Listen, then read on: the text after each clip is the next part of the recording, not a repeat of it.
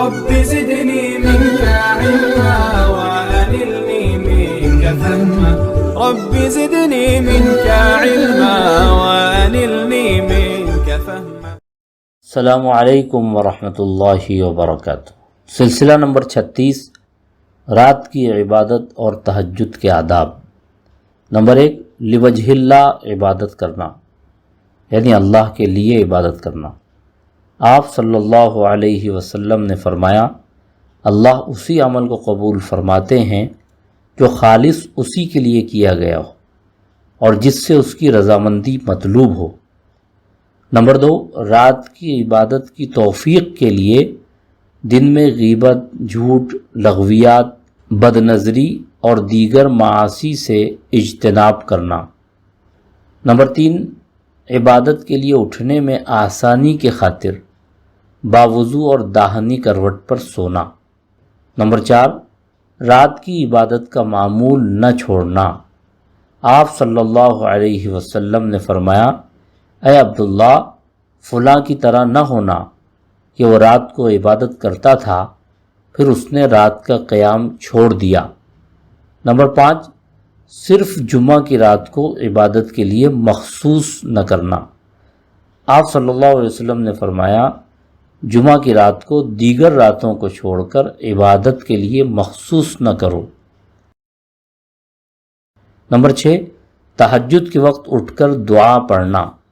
اللہم لک الحمد انت قیم السماوات والارض ومن فیہن ولک الحمد انت نور السماوات والارض ومن فیہن ولک الحمد انت ملک السماوات والارض ومن فیہن ولک الحمد انت الحق ووعدک الحق ولقاؤک حق وقولک حق والجنت حق والنار حق والنبیون حق ومحمد صلی اللہ علیہ وسلم حق والساعۃ حق اللہم لک اسلمت وبک آمنت وعلیک توکلت وإلیک انبت وبک خاصمت وإلیک حاکمت فاغفر لی ما قدمت وما اخرت وما اسررت وما اعلنت انت المقدم وانت المؤخر لا الہ الا انت ولا حول ولا قوة الا باللہ.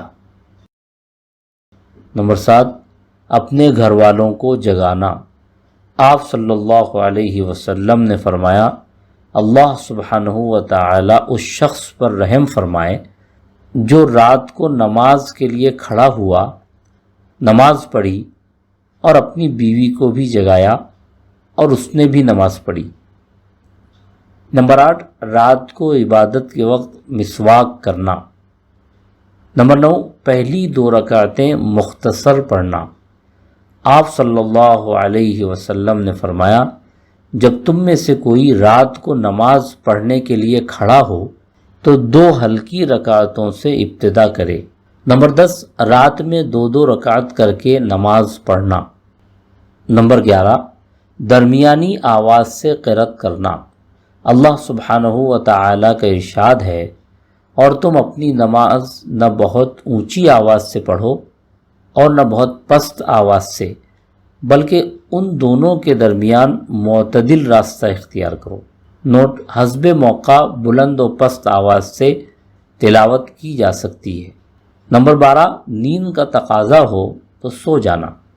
آپ صلی اللہ علیہ وسلم نے فرمایا تم میں سے کوئی جب رات کو نماز کے لیے کھڑا ہو اور اس کی زبان پر تلاوت قرآن دشوار ہونے لگے اور وہ نہیں جانتا کہ کیا پڑھ رہا ہے تو سو جائے.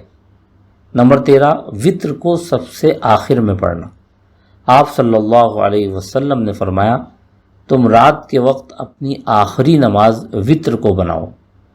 نمبر 14 بیدار ہونے کا وثوق نہ ہو تو بعد عشاء وتر پڑھ لینا. آپ صلی اللہ علیہ وسلم نے فرمایا جس شخص کو یہ اندیشہ ہو کہ وہ رات کے آخری حصے میں نہیں اٹھ پائے گا تو وہ شروع رات میں ہی وتر پڑھ لے. نمبر 15 رات کی عبادت کسی عذر کی بنا پر رہ جائے تو دن میں اس کی تلافی کر لینا.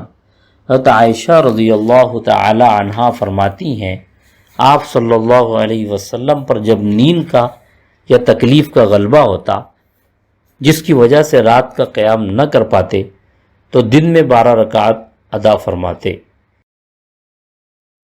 اللہ تعالی ہم سب کو عمل کی توفیق عطا فرمائے، آمین۔ جزاک اللہ خیرا۔